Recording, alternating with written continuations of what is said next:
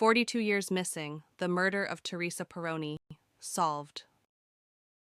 The 4th of July, 1983, a night of fireworks, family gatherings, and small-town celebrations in Selma, Oregon. Among the crowds was 27-year-old Teresa Peroni. She was young, vibrant, and surrounded by people she knew. That evening, she attended a party with her boyfriend, Mark Sanfratello. At first, it seemed like an ordinary summer gathering. Music, food, laughter. But as the night wore on, something darker began to unfold. Witnesses recalled the tension. Teresa and Mark had been arguing, voices raised, the kind of dispute that made people look twice. Eventually, the two walked away from the party together, heading toward the tree line.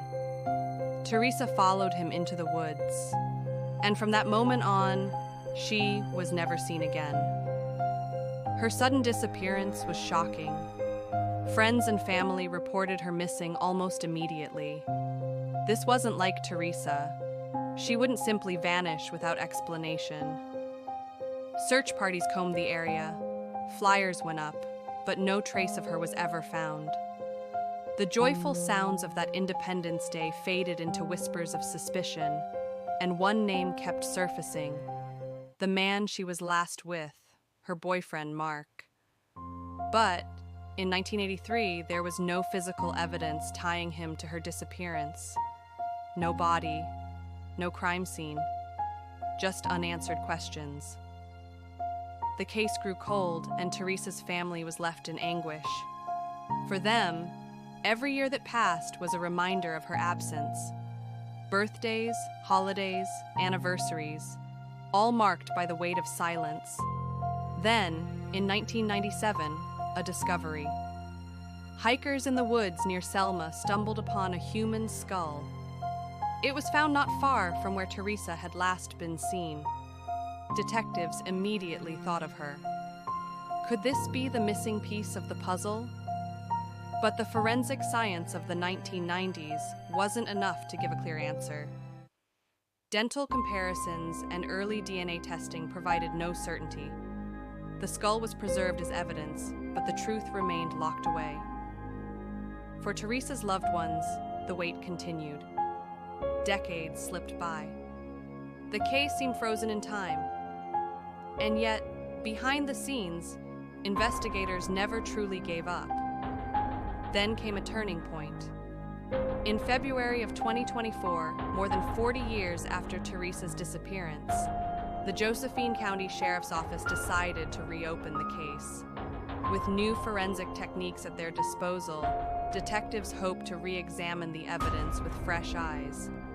The skull was sent to the University of North Texas, where specialists in advanced DNA testing work to extract answers from the fragments of the past.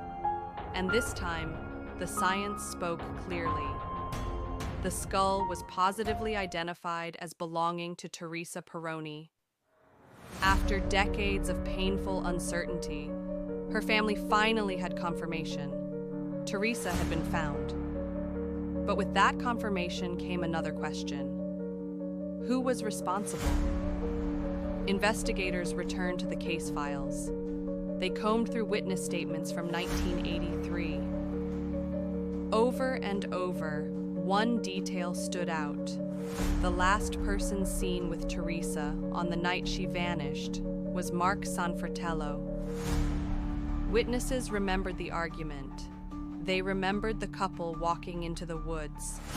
They remembered that only Mark returned.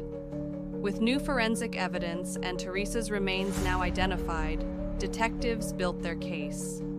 On June 27, 2025, a Josephine County grand jury indicted Mark Sanfratello for murder. The very next day, he was located in Chico, California. At 72 years old, he was arrested and taken into custody, awaiting extradition to Oregon. When he appeared in court, the charges were read: second-degree murder in the death of Teresa Peroni. After 42 years of questions, her family finally saw the man, long suspected, brought before a judge. And yet, the the story is not complete.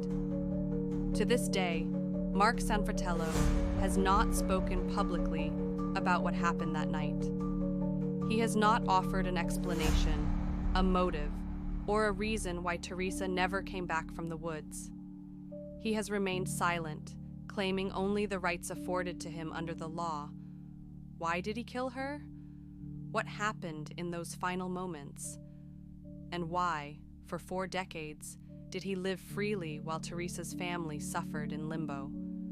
Those answers remain locked inside him, and so far he has chosen not to reveal them. Now, as the case moves forward, the world waits to see what will become of him. Will he face trial, and will the evidence be enough to convict? Or will his silence leave the full truth forever buried in the past?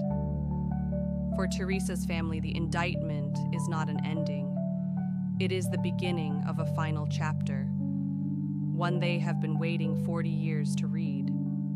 They cannot get back the years lost. They cannot undo the pain of decades spent without answers. But what they can hope for, at last, is justice.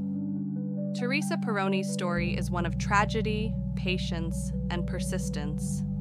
It is a reminder that cold cases are never truly closed, and that even after decades, the truth can emerge.